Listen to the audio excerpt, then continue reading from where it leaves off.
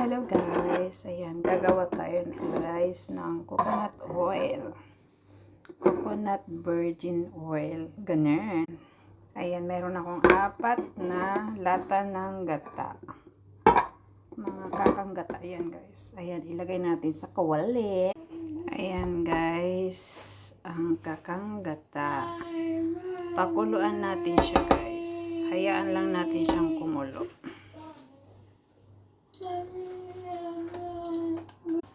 Ayan. Hayaan natin siyang kumulo. Ayan guys, nakulo ng ating gata. Hayaan lang natin siyang kumulo.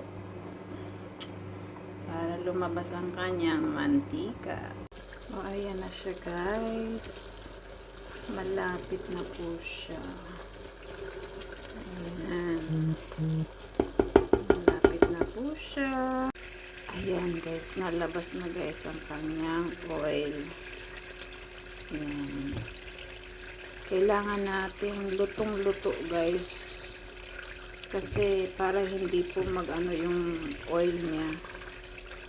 Yung sasama ang amoy niya. Kailangan maging mabango siya guys. Kaya kailangan lutuin natin tong ayan, yung budbud. So, ayan na siya guys. Ayan, wait lang natin siya ng mga 2 minutes yata na mag golden brown siya. Kasi kailangan lutong-luto guys ang ayan na oil na yan. Para hindi po siya masira. Ayan. Ayan guys, luto na siya. Ayan, luto na siya guys. I-drain natin siya. Ayan, isalin natin siya guys dito sa